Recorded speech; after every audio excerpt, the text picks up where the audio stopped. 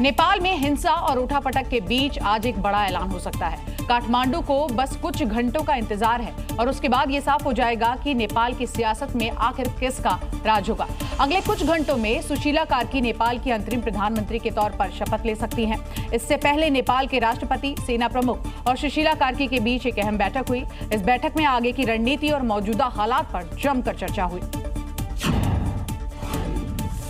नेपाल में हिंसा और अशांति के बाद अब उम्मीद की नई किरण दिखाई दे रही है। नेपाल में आज अंतरिम प्रधानमंत्री पर फाइनल फैसला हो सकता है। जेनजी नेताओं की पहली पसंद सुशीला कार्की नेपाल के अंतरिम प्रधानमंत्री के तौर पर शपथ ले सकती हैं। हालांकि सुशीला कार्की के नाम पर आंदोलनकारी जेनजी युवा कल आपस में ही भिड़ गए थे। एक गुट का आरोप है कि सुशीला कार्की भारत समर्थक है और उन्हें ये स्वीकार नहीं। केपी शर्मा ओली के प्रधानमंत्री पद से इस्तीफे को 72 घंटे हो गए हैं, लेकिन अभी तक प्रधानमंत्री कौन होगा ये तय नहीं हो पाया है और ऐसे में अब सबकी निगाह सुशीला कार्की पर है। सुशीला कार्की को अंतरिम पीएम बनाने पर सहमति बन चुकी है। कार्की को अंतरिम पीएम बनाने को सब तैयार है। हालांकि संसद भंग करने के मुद्दे पर बातचीत अभी अटकी है। और देखिए, काठमांडू में जेनजी आंदोलन के बाद भड़की हिंसा शांत हो गई है। अलग अलग हिस्सों पर हालात पटरी पर लौट रहे हैं। अंतरिम सरकार बनाने की कवायद तेज हो चली है और अब सबकी निगाहें राष्ट्रपति रामचंद्र पौडेल पर टिकी हुई है। राष्ट्रपति भवन में बैठकों का नॉन स्टॉप दौर जारी है। नेपाल में 4 दिन बाद अब हालात भले ही काबू में हो, लेकिन नई सरकार का मुखिया कौन होगा इसकी तस्वीर साफ नहीं हो सकी है। सबकी निगाहें राष्ट्रपति रामचंद्र पौडेल पर है।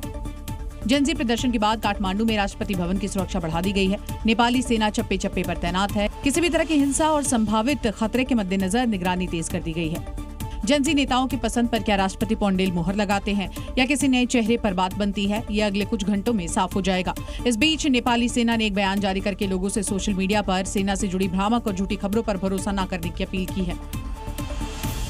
नेपाल का पशुपतिनाथ मंदिर दुनिया भर के शिव भक्तों के लिए आस्था का एक बहुत बड़ा केंद्र है। सालों भर इस मंदिर में भीड़ उमड़ी रहती है, लेकिन पिछले 1 दशक में ये पहला मौका है जब ये परिसर पूरी तरह से खाली है। जबकि अभी श्राद्ध चल रहा है। लोग पशुपतिनाथ के दर्शन की चाहत में भी यहाँ आ रहे हैं, लेकिन भगवान और भक्त के बीच सेना की एक दीवार खड़ी हो गई है। क्योंकि मंदिर में श्रद्धालुओं के दर्शन पर फिलहाल पाबंदी लगी हुई है। पूरा मंदिर परिसर इस वक्त सेना के कंट्रोल में है। नेपाल की सेना ने इस मंदिर की सुरक्षा को ध्यान में रखते हुए फैसला किया है, क्योंकि डर है कि कहीं श्रद्धालुओं के रूप में उन्मादी आंदोलनकारी मंदिर में प्रवेश न कर जाएं। दूसरी ओर पशुपतिनाथ के दर्शन की चाहत में इन हालात में भी श्रद्धालु यहां पहुंच रहे हैं। अभी जो श्रद्धालु आ रहे हैं, क्या श्राद्ध चल रहा है इसलिए? अभी श्राद्ध का टाइम है। श्राद्ध का टाइम है 15 दिन का लिए श्राद्ध का टाइम। श्राद्ध करने के लिए श्रद्धालु आदमी आएगा। आंध्र प्रदेश से आया श्रद्धालुओं का एक जत्था दर्शन तो नहीं कर पाने से नाराज दिखा।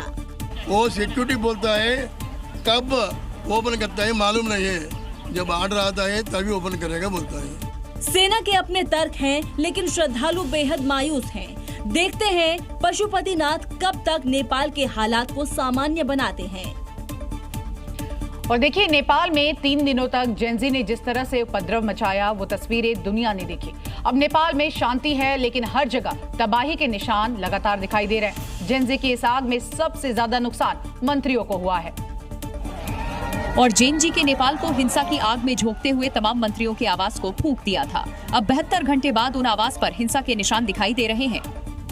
ये काठमांडू के भैंसपाटी का वो इलाका है जहाँ सांसद मंत्रियों के करीब 172 आवास हैं, जिन्हें उपद्रवियों ने आग के हवाले कर जमकर तांडव किया था। कि जो डैमेज है यहाँ पर, एक एक घर को जला दिया गया। यहाँ पर हेलीकॉप्टर से जो मंत्रियों को, विधायकों को रेस्क्यू करना पड़ा और हालात यहाँ पर अभी भी तनावपूर्ण है। पूरे इलाके में मिलिट्री यहाँ पर है। अब इस इलाके सेना की तैनाती कर दी गई है, साथ ही किसी को भी वहाँ जाने की इजाजत नहीं दी है। Zee News।